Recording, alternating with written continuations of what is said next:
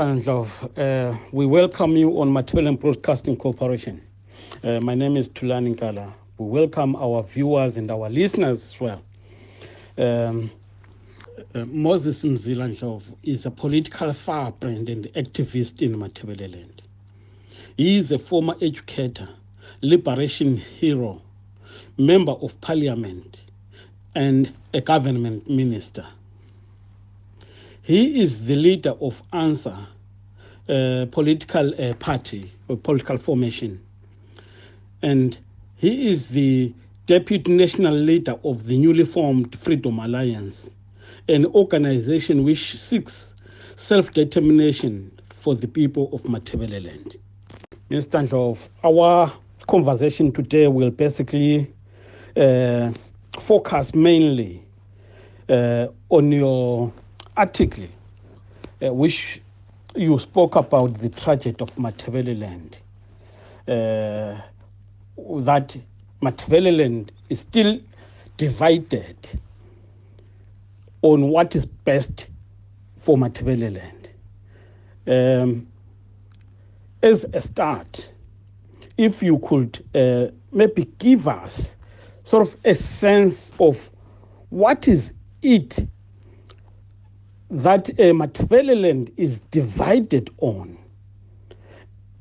Yeah, I think if we can start from there, that will give us a way forward. Thank you. Hello, Mr. Nkala. Thank you so much for having me on MBC. It's really appreciated.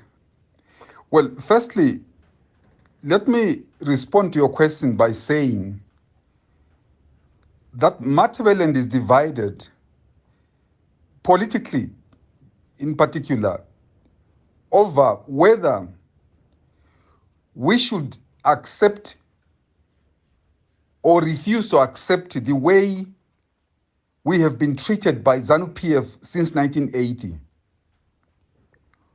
Some people believe we should live in denial that we have not been uniquely treated like we don't belong to this country, and consequently being stateless, without a state. Even if we have a home and what we could call a nation of our own, we should simply accept the direction that the then dominant political party, ZAPU, took in 1987, or precisely in 1980 or 79, when they signed the Lakenster House Conference after a prolonged struggle against colonialism, where we, the people of Matabeleland, played the most crucial role, in fact, in defeating the forces of imperialism in Zimbabwe. And so what then followed in between 1980 and 1987 was a kind of punishment by ZANU-PF on behalf of the United Kingdom and America to punish us for the heroic deeds that we showed during the fight for independence. And so the crimes against humanity committed by ZANU-PF, arguing that we were supporting what they created in the form of dissidents, finds resonance with those that decided to follow Nkomo to ZANU-PF. And I will add an example to say, I've gone through a very traumatic time, a torrid time in my political life, for merely refusing to accept that we should go to ZANU and be treated as vassals of ZANU-PF, or as a vanquished people, or as a defeated people, because we have never fought ZANU-PF in battle. Never. But we've been treated since 1980 as a defeated people. I'm talking about the real issues, the real challenges that Matabeleland faces in life, the people of Matabeleland face in life. I don't have to enumerate them at this point, but I believe that in the course of the interview, we'll be able to touch on many of them. And so some people say we should just accept it and accept defeat and be treated like second-class citizens.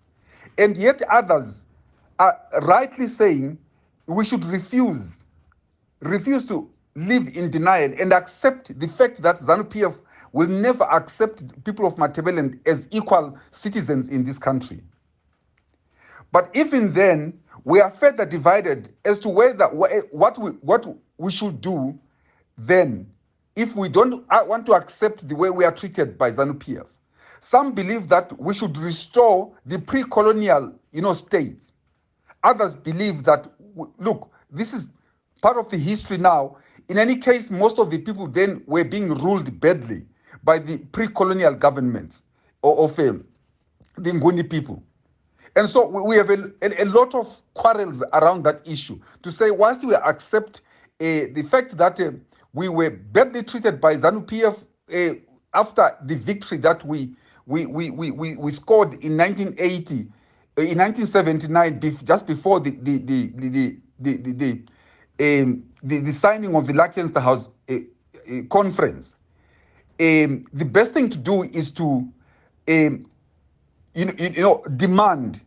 And when you say demand from who, because the then colonial power claims to have surrendered that responsibility for Zimbabwean welfare to ZANU-PF. And so that becomes an issue for division. And others are saying, look, the best thing is to accept that we are second-class citizens, but let's find a Shona person who has a majority Shona vote and we rally behind them. My own personal experiences in the MDC suggest that that is an equally futile, attempt to do, because everybody who has been in ZANU-PF or who has been a beneficiary of the ZANU-PF inequality policies will never abandon the policies of ZANU-PF of Shona supremacy. And so we find ourselves in a quandary at that level. It further divides Matabeleland. But you also have an emerging voice that says we refuse to accept that we are second-class citizens in Zimbabwe, and we are entitled to deciding what we want. We are entitled to self-determination.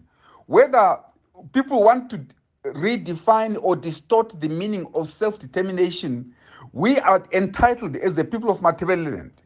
We are entitled to self-determination, and therefore the time has come to regroup all progressive forces in Matabeleland, regardless of language, regardless of religion, regardless of sex, regardless of gender, regardless of anything, that we should regroup and begin to speak with one voice and demand what we are entitled to as a people. Thank you. Yeah, Mr. Mzila, you rightly enumerated the things that divide the people of Matabeleland. There are so many. However, I would like to take you a little bit back so that at least we understand the root causes of these things, the genesis of the problems of the people of Matabeleland. Let's go back to the liberation struggle as to why did the people of Matabeleland wage a successful liberation struggle against the imperial forces. Was it because the people of Matabeleland had lost land, or was it because the people of Matabeleland had lost sovereignty? What is it that led the people of Matabeleland to rise up and fight against the system? Because I think if we are able to answer that, then we will be able to map a way forward. It's a very pertinent question that you are raising, Mr. Nkala. The people of Matabeleland had lost everything during colonialism. We lost an identity. We lost the right to be ourselves. We lost the right to have a say in the affairs of the state of Rhodesia. And we lost the land, we lost our livestock. We lost the basic human rights to live in peace and be assured of a future that is without violence. And some of us who were young people then saw these things. We experienced the treatment, bad treatment by the white men, in cities, in rural areas, and so forth.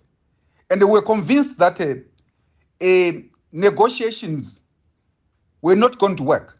And this is why people resorted to the arms struggle and said, this is the only medicine that the white man will understand. And we did that and delivered it.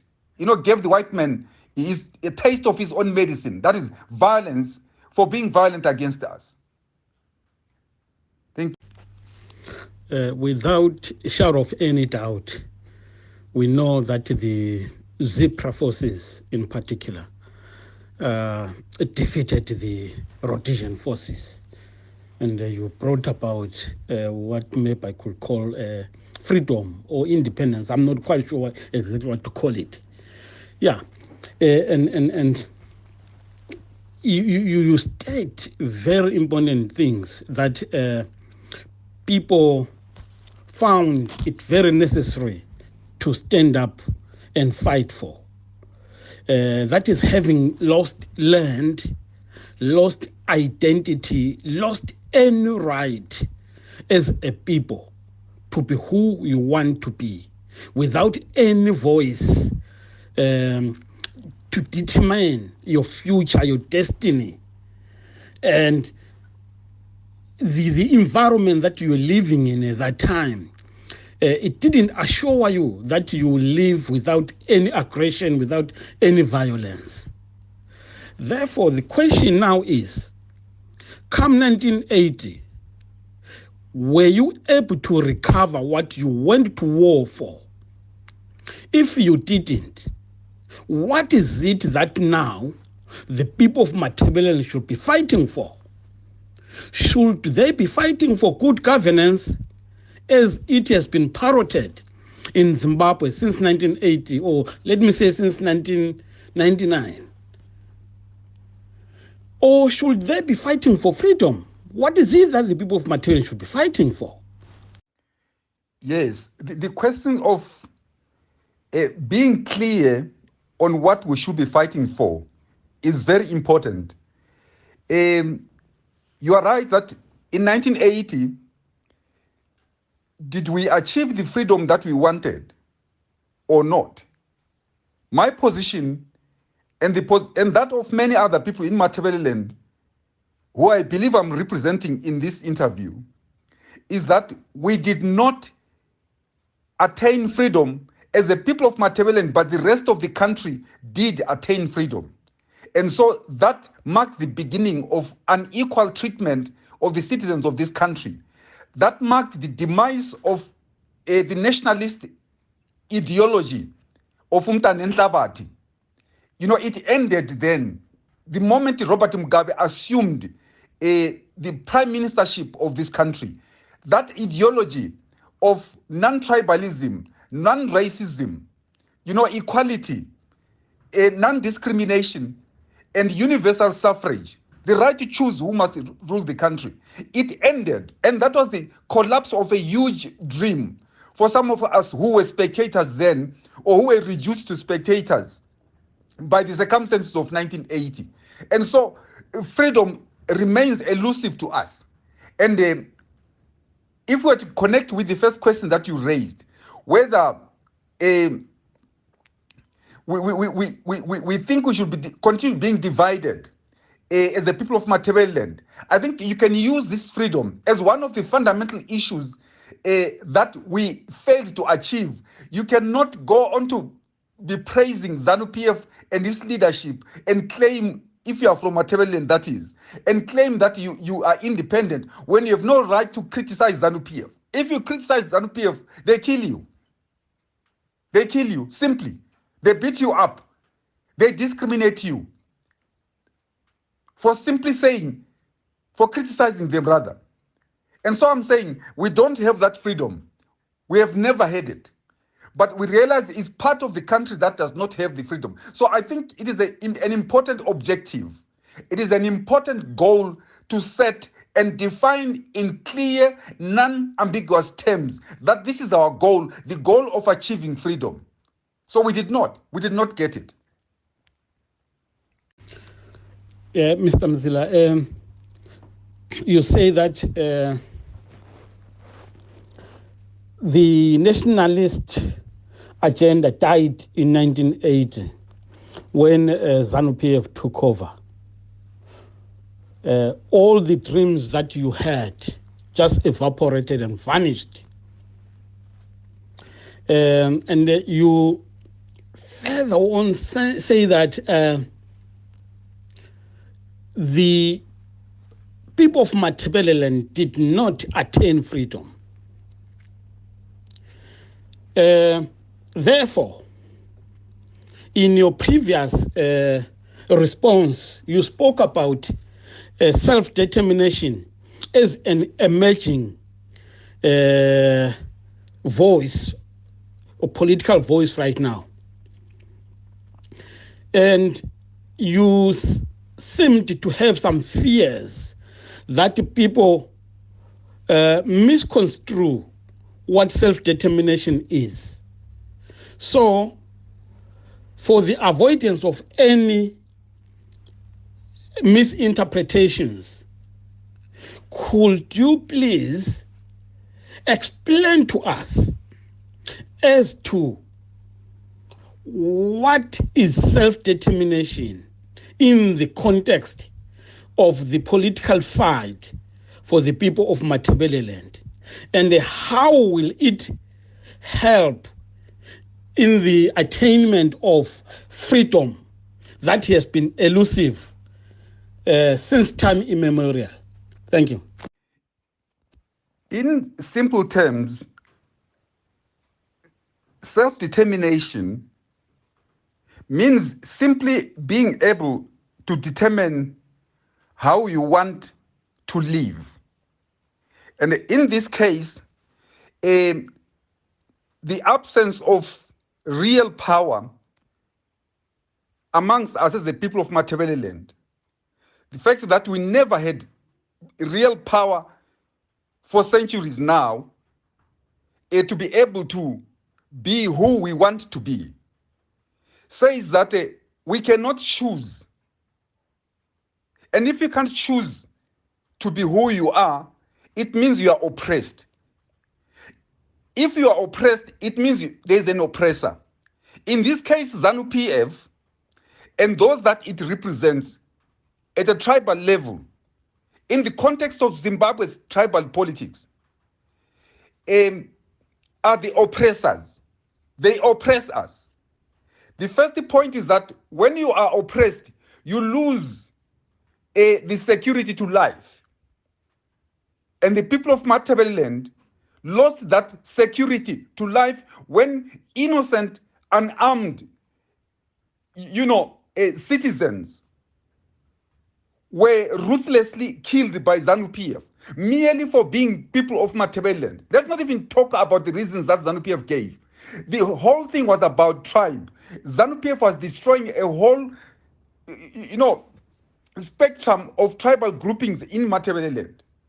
And so, if you have lost the right to be safe in a country, you have no right to self-determination. You cannot then be said to be part of the self-determination that you were fighting for in pre-independence Rhodesia. And therefore,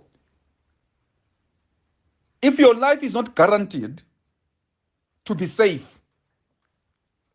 you use that as a clear example of a lack of self-determination.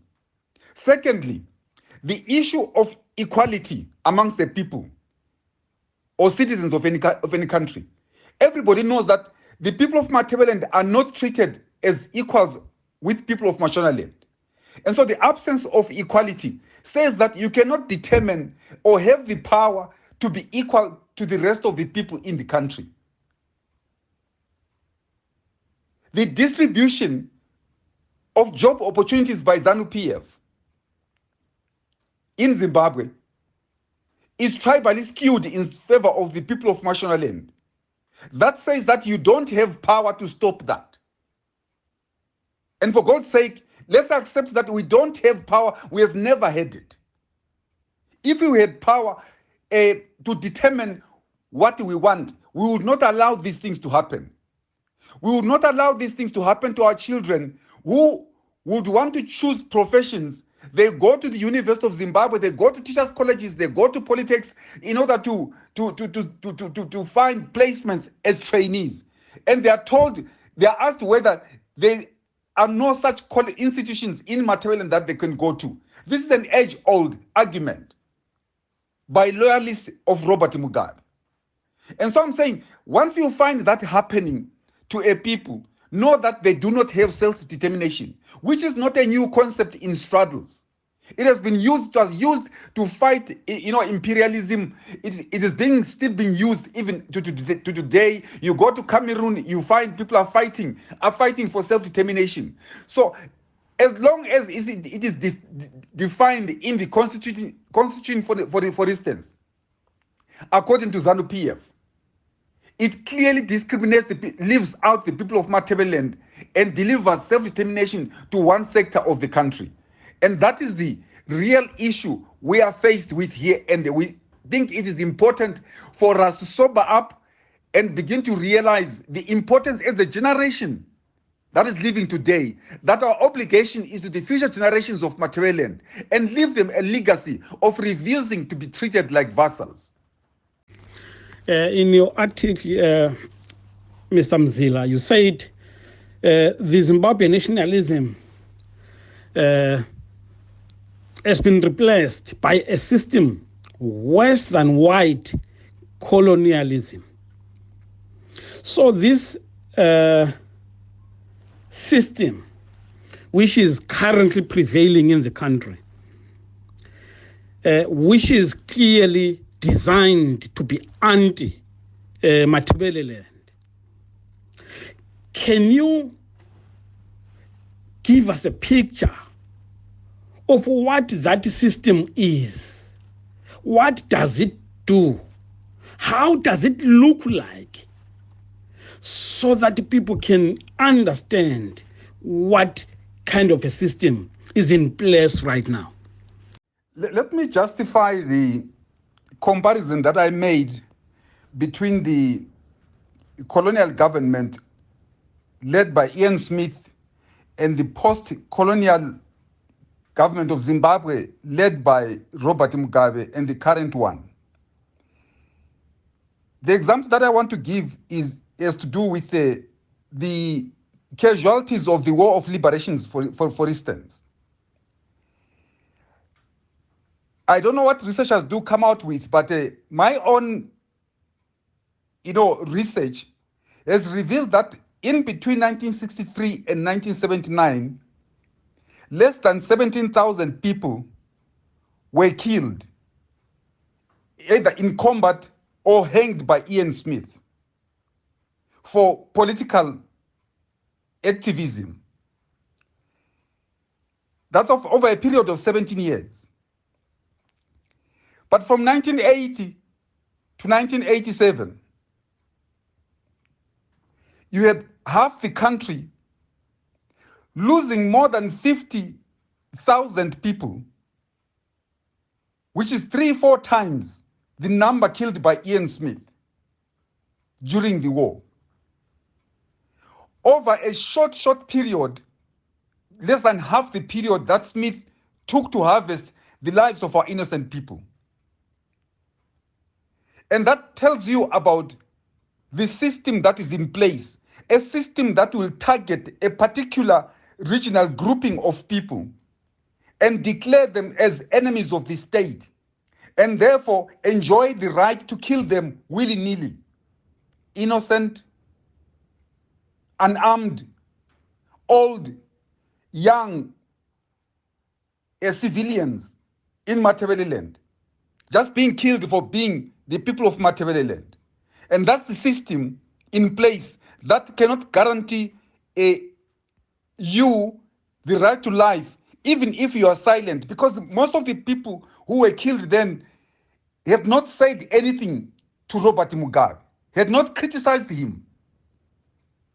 The few ZAPU people who were killed also, at least were part of a party that did not vote for ZANU-PF. But the rest of the people that were killed were totally innocent and unarmed civilians, killed by a party called ZANU-PF that had taken charge of the levers of power. And so from that point, you had cycles of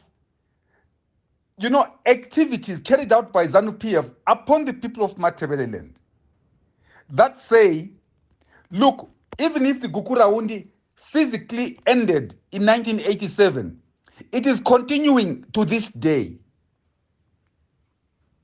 Let me give you an example of the land displacement, the land allocations in Matabeleland following the land reform of 2000.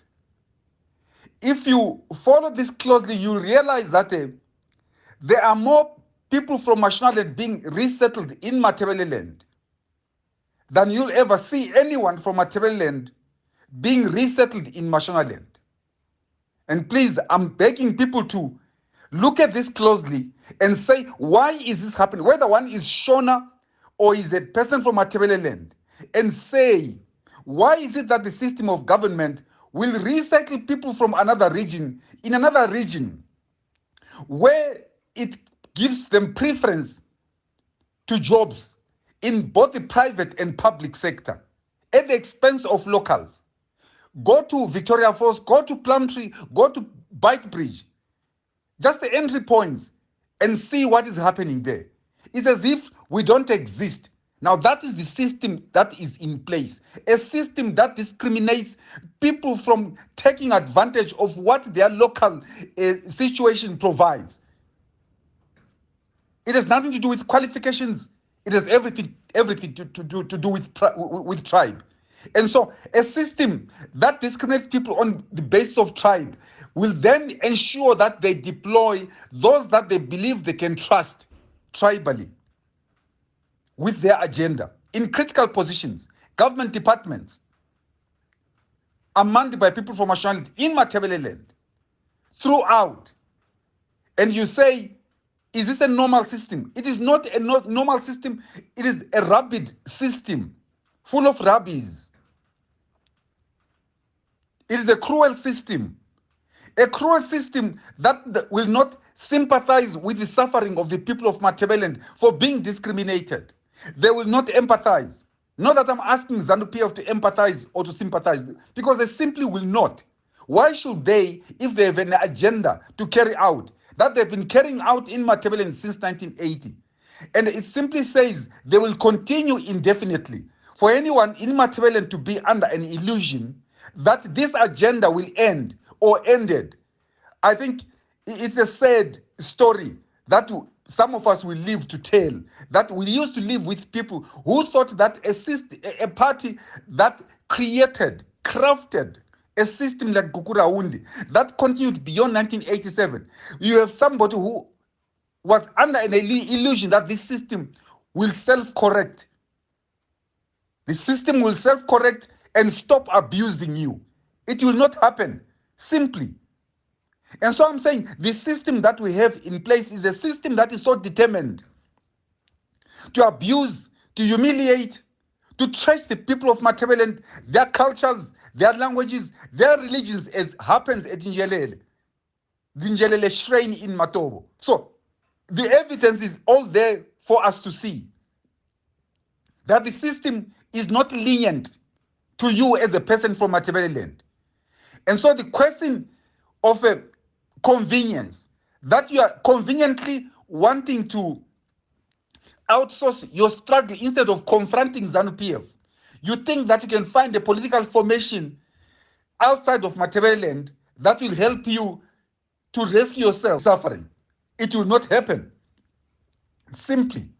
So that is the cruel system, my brother, that we have in place, and it is not about to go until our people begin to act responsibly. Yeah, from your description of the system, it is clear that it is a vampiric system and very determined to vanquish the lives of the people of Matabeleland. However, it looks like most people do not realize what you are telling me, what you are describing. Their beliefs and hope still lie elsewhere, or should I say from political parties, organizations, which come from Harare.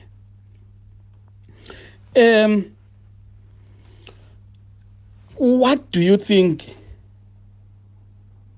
the people of Matabeleland should do to replace, to resist, or to fight against this vampiric system, which is there to subjugate them totally?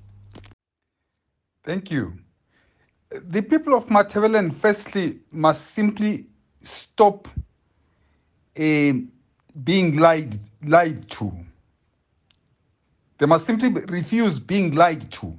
There are so many lies flying in the air, flying all over, into their ears.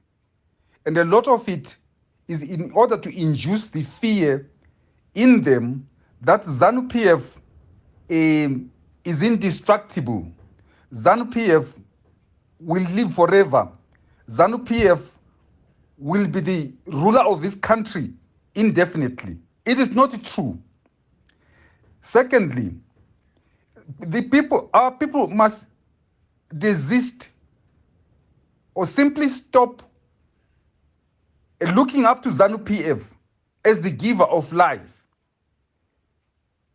Accepting or taking handouts from ZANU-PF, because those handouts come with conditions of supporting ZANU-PF. And so people must try by all means to live independently. I'm aware of the grinding poverty in our communities where people really become desperate. And when ZANU-PF drops a bag of a 50 kg a milli-meal, they think ZANU-PF is a savior. ZANU-PF is in fact the creator of their misery. Because if ZANU-PF had not behaved the way they've been behaving in the last 41 years or so, most of the people would not be in the poverty that we find ourselves in. And most of the people will find themselves resident in their country of origin, not in the diaspora. Most of the people will have become something better than what they are now.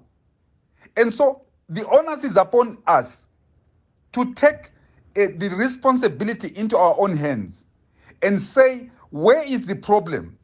The problem is with the fear that ZANU-PF is brandishing in front of our eyes, that if you don't follow ZANU-PF, you are going to lose forever in life. You may lose even your life.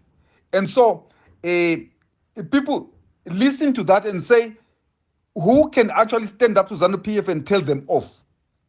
And this is what I'm saying. People must learn to tell ZANU-PF because it is their right. It is their lives that are at stake here. And so if you don't stand up to begin to make your life better by rejecting ZANU-PF, and all it does to try to buy you will forever remain in the grinding poverty we find ourselves in now. Thirdly, the political groupings that we lend our support, a lot of them are led by dubious people. I've vast experiences in these political parties that were claiming to be fighting ZANU-PF. I know people at a personal level. I know so many people who tell lies. They come to Matabeleland and promise, heaven on earth, promise you. And yet their loyalty to ZANU-PF policy, principles, ideology, and tribal politics is intact. You can't imagine a country that is being ruled by only one tribe, and by all means, it still is determined to be ruled by one tribe. That in itself should tell us there's something sick here, and grossly sick about this country. That you have a country ruled by one tribe, there's something wrong. And you don't belong to that tribe, and you think it is important for you to lend your support to that type of party that says only a Shona person will lead Zimbabwe. And they've said it quite openly. So what are our people,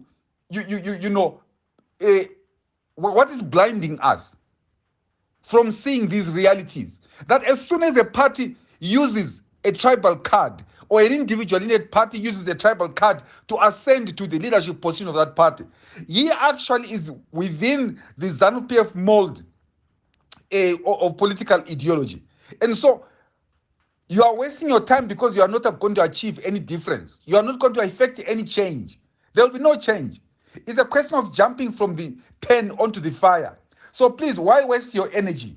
Why waste your time? Why waste your resources saying that you are anti-ZANU, but you agree with ZANU-PF's ideology of tribal discrimination, of hating of the people of Matabeleland, of marginalizing the people of Matabeleland? You may be in that party, but you know you can never lead that party. So why are you there?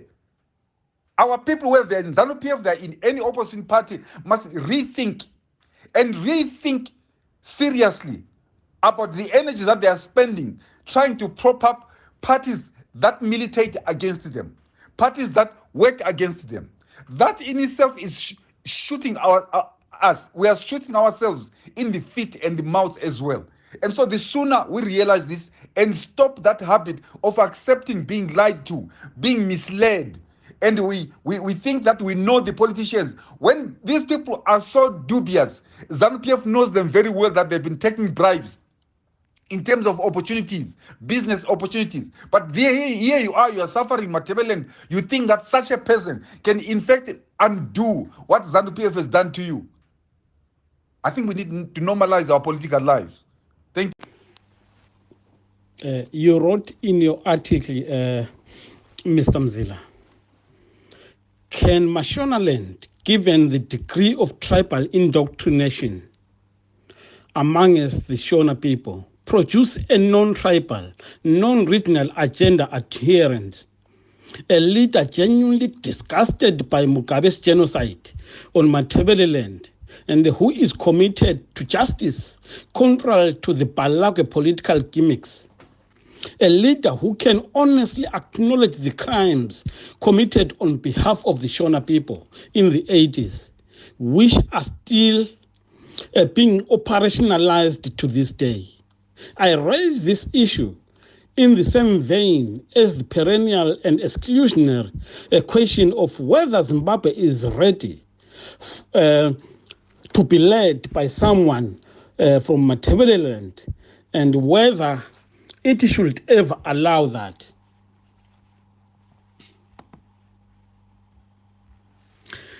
Yeah, so what is your conclusion, Baba? Can Mashonaland ever be able to produce a non-tribal leader who will be able to unite the people? If not, then what's the way forward? Ask that question 1,000 times, I'll still say the same 1,000 times.